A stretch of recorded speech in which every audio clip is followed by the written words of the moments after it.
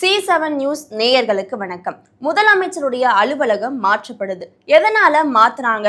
அது மட்டும் இல்லாம தாவேக்க ஆட்சி அமைச்ச இந்த 3 மாதத்திலேயே இவ்வளவு கடன் வாங்கியிருக்காங்க அப்படின்னு தொடர்ந்து எதிர்க்கட்சிகள் குற்றம் சாட்டிட்டு வராங்க. திமுகவுடைய முன்னாள் அமைச்சர்கள் உட்பட எல்லாரும் பட்டியல் போட்டு தாவேக்காவை விமர்சனம் பண்றாங்க. அந்த அளவுக்கா தாவேக்கா கடன் வாங்கியிருக்காங்க? எதனால இவ்வளவு கடன் வாங்கியிருக்காங்க? அது மட்டும் இல்லாம இந்த அலுவலகம் மாற்றத்துக்கு பின்னாடி முதலமைச்சர் தரப்புல இருந்து என்ன சொல்றாங்க அப்படின்றத இந்த பதிவுல தெளிவாக பார்க்கலாம். ஆகஸ்ட் 5ஆம் தேதி தமிழக அரசுடைய முதல் பட்ஜெட் கூட்டத்தொடர் நடக்க இருக்கு. இந்த பட்ஜெட் தாக்கல் அப்ப எந்தெந்த திட்டங்களுக்கு பட்ஜெட் ஒதுக்கப்பட போகுது அப்படின்னு மக்கள் மத்தியில ஒரு மிகப்பெரிய எதிர்பார்ப்பு இருக்கு. எதனால அப்படின்னா, விஜய் அவர்கள் ஏற்கனவே சொன்ன மாதிரி மகளிருக்கு 2500 ரூபாய் கொடுக்கப்படும் சொல்லியிருந்தாரு. அது இந்த ஒரு பட்ஜெட் கூட்டத்தொடர்ல இடம் பெறுமா அப்படின்ற ஒரு கேள்வி இருக்கு. அதே மாதிரி இன்னும் நிறைய திட்டங்கள் மக்கள் மத்தியில ஒரு எதிர்பார்ப்பு இருக்கு அப்படின்னே சொல்லலாம். ஆனா இந்த பட்ஜெட் தாக்கல் செய்யறதுக்கு முன்னாடியே தாவேக்கா இந்த 3 மாத ஆட்சி காலத்துல கிட்டத்தட்ட 20,881 கோடி ரூபாவை கடன் வாங்கியிருக்காங்க அப்படின்ற ஒரு செய்தி தான் இப்ப மிகப்பெரிய ஒரு பூகம்பத்தையே கிளப்பிருக்கு. திமுக ஆட்சி செஞ்சப்ப அவங்க இவ்வளோ கடன் வாங்கிட்டாங்க, இந்த கடன்னாலதான் தமிழ்நாடுக்கு ஒரு மிகப்பெரிய சுமை இருக்கு அப்படின்னு தாவேகா தலைவர் விஜய் அவர்கள் அவருடைய பிரச்சாரத்துல சொல்லியிருந்தாரு. அது மட்டும் இல்லாம ஆட்சி பொறுப்பு ஏற்ற பிறகும் கஜானா காலியா இருக்கு, கொஞ்சம் அவகாசம் கொடுங்க அப்படின்றதையும் சொல்லியிருந்தாரு. அப்படி இருக்கும் பொழுது அவர் ஆட்சிக்கு வந்த பிறகாவது இந்த கடன் சுமையை குறைப்பாரு, அது மட்டும் இல்லாம அவருடைய திட்டங்கள் மூலமா மக்கள் மத்தியில ஒரு மிகப்பெரிய இடத்தை பிடிக்க போறாரு அப்படின்ற ஒரு எதிர்பார்ப்பு விஜய் மேல இருந்தது. ஆனா இப்ப இந்த கடனுடைய அளவு வெளியே வந்த பிறகு தாவேக்கா ஆட்சி இப்பதான் ஆரம்பிச்சிருக்காங்க, அதுக்குள்ள இவ்வளோ கடன் வாங்கிட்டாங்களா, அந்த கடன் வாங்கி எதுக்கு செலவு பண்ணாங்க, ஏற்கனவே திமுகவுடைய திட்டங்களுக்கு தான் இவங்க ஸ்டிக்கர் ஒட்டிட்டு வராங்க. அப்படி இருக்கும்போது எந்தெந்த திட்டங்களுக்காக இவங்க இவ்வளோ கடன் வாங்கியிருக்காங்க அப்படின்ற ஒரு கேள்வி எழுந்திருக்கு. முன்னாள் அமைச்சர் கீதா ஜீவன் அவர்களும் இதை பத்தி ஒரு விமர்சனத்தை முன் வச்சிருக்காங்க.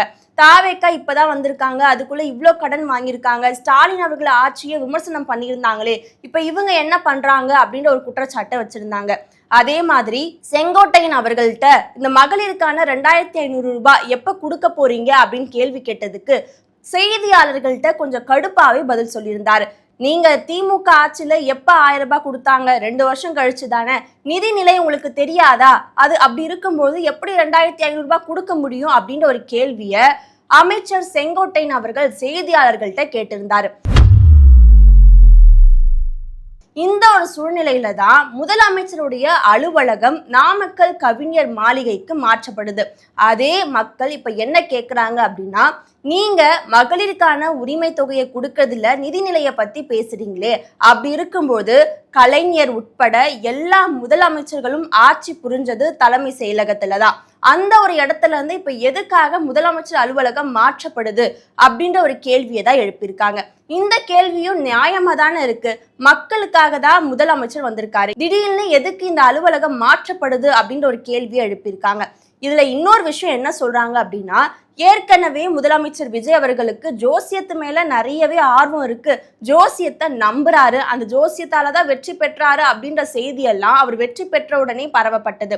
அந்த ஒரு காரணத்துக்காக ஜோசிய ரீதியா அந்த இடத்துல இருந்தா அவருக்கு இன்னும் ஒரு செல்வாக்கு இருக்காதுன்றதுக்காக மாற்றப்படுது அலுவலகம், வாஸ்து ரீதியா பார்த்து அலுவலகத்தை மாற்றாங்க அப்படின்றத எதிர்கட்சிகள் குற்றம் சாட்டுறாங்க. அது மட்டும் இல்லாம கவிஞர் மாளிகையில 10வது மாடியில தான் முதலமைச்சருடைய அலுவலகம் வரப்போகுதா. இந்த 10வது மாடி அப்படின்றதும் அவர் உச்சத்துக்கு போகணும், இன்னும் நிறைய உச்சங்களை தொடணும் அப்படின்றதுக்காக தான் அந்த 10வது மாடியை தேர்வு செஞ்சிருக்காங்க அப்படின்றதையும் சொல்லப்படுது. இதற்கான அதிகாரப்பூர்வ தகவலை தலைமை செயலாளர் சாய்குமாரும் சொல்லியிருக்காரு. தமிழகத்துல இந்த 3 மாத காலத்திலேயே தாவேக்கா 20,821 கோடி கடன் வாங்கியிருக்காங்க.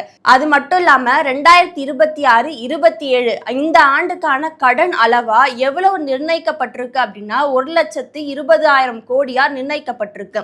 இது திமுக ஆட்சியோட ஒப்பிட்டு பேசிட்டு வராங்க. திமுக ஒருவேளை ஆட்சிக்கு வந்திருந்தாங்க அப்படின்னா இந்த 2026-27 ஆண்டுக்கான கடனா அவங்க நிர்ணயிச்சது 1,00,000 கோடி மட்டும் தானா. ஆனா தாவேக்கா ஆட்சியில எக்ஸ்ட்ராவா 20,000 கோடி அவங்க வாங்கியிருக்காங்க. இந்த ஒரு வருஷத்திலே இப்படின்னா இன்னும் 5 வருஷத்துல இன்னும் எவ்வளவு கடன் வாங்க போகிறாங்க அப்படின்ற ஒரு கேள்வி இருக்கு. திமுகவை மட்டும் விமர்சனம் பண்ண உங்களுக்கு இப்பதான் நிதிநிலையோடைய நிலைமை என்னன்றது புரியுதா?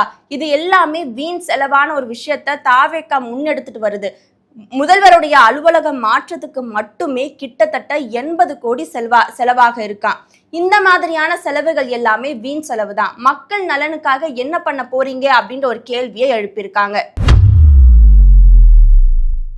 இப்ப மக்கள் என்ன கேட்டுட்டு வராங்க அப்படின்னா, இந்த 3 மாத காலத்துல தாவேகா எதுக்கெல்லாம் செலவு பண்ணாங்கன்ற வெள்ளை அறிக்கையை வெளியிடுங்க அப்படின்னு மக்கள் தரப்புல இருந்து கேட்கப்படுது. இது மட்டும் இல்லாம இந்த முதல் பட்ஜெட் தாக்கல் செய்யற எந்த மாதிரியான விஷயங்களுக்கு தாவேகா பட்ஜெட் ஒதுக்க போகுது அப்படின்ற பல கேள்விகள் இருக்கு. அது மட்டும் இல்லாம சமீபத்துல அமைச்சர் மரிய வில்சன் பேசுறப்ப பார்ட்டி ஃபண்ட்னா என்னன்னு தெரியாமலே திமுக ஓடுனாங்க, அவங்கள பத்தின எல்லா ஒரு விவரமும் இன்னும் கூடிய விரைவில் வெளியிடப்படும் அப்படின்றத மரிய வில்சன் அவர்கள் சொல்லியிருக்காங்க. இப்படி இருக்கும்போது ஏற்கனவே தாவேகா மேல வைக்கிற விமர்சனம் என்னன்னா, அவங்களுக்கு அனுபவம் இல்ல, நிர்வாகம் செய்ய தெரியல, எதுக்கு எவ்வளவு பயன்படுத்தணும்ன்றதே தெரியல அப்படின்ற குற்றச்சாட்டை தான் திமுகவினர் முன் வச்சுட்டு வராங்க. அந்த ஒரு சமயத்துல இந்த 3 மாத காலத்திலேயே தாவேகா இவ்வளோ கடன் வாங்கியிருக்காங்க அப்படின்ற ஒரு கேள்வியே அவங்களுடைய நிர்வாகத்திறன் எப்படி இருக்கு அப்படின்ற ஒரு கேள்வி எழுப்புது. இன்னொரு பக்கம் ஆதவ் அர்ஜுனா அவர்கள் தான் இப்ப நிழல் முதலமைச்சரா இருக்காங்க அப்படின்ற ஒரு குற்றச்சாட்டை திமுகவினர் முன் வச்சுட்டு வராங்க. இந்த நிலையில சிடிஆர் நிர்மல்குமார் அவர்களும் திமுகவை வழிநடத்துற தகுதி யாருக்கு இருக்கு, உதயநிதிக்கு இருக்கா, கனிமொழிக்கு இருக்கா அப்படின்ற கேள்வியை தான் முன்வைக்கிறாங்க. என்ன முக்கியமா பார்க்க வேண்டியது இருக்குன்னா, தாவேகாவில் ஒரு முக்கிய மூத்த அமைச்சரா இருக்கக்கூடியவர் செங்கோட்டையன், அவருக்கு இந்த விஷயம் தெரியாதா? அவராவது தாவேகாவுக்கு ஒரு முன்மாதிரியா வழிகாட்டலாமே அப்படின்ற பல விமர்சனங்கள் முன்வைக்கிறாங்க. 2500 ரூபாய் மகளிருக்கான உரிமை தொகையை உங்களால கொடுக்க முடியல, அப்படி இருக்கிறப்ப முதலமைச்சருடைய அலுவலகத்தை மாற்றத்துக்கு மட்டும் ஏன் இவ்வளவு மனக்கெடுறீங்க அப்படின்றத எதிர்கட்சிகள் முன்வைக்கிற குற்றச்சாட்டா இருக்கு. பொறுத்திருந்து பார்க்கலாம் தாவேகா இன்னும் எவ்வளவு கடன் வாங்க போறாங்க. அண்ணாமலை அவர்கள் சொன்ன மாதிரி 2031ல இந்த ஒரு கடன் பிரச்சனையை முன்னிறுத்தியே அண்ணாமலையுடைய அரசியல் இருக்க போகுதா அப்படின்றதையும் பொறுத்திருந்து பார்க்கலாம்.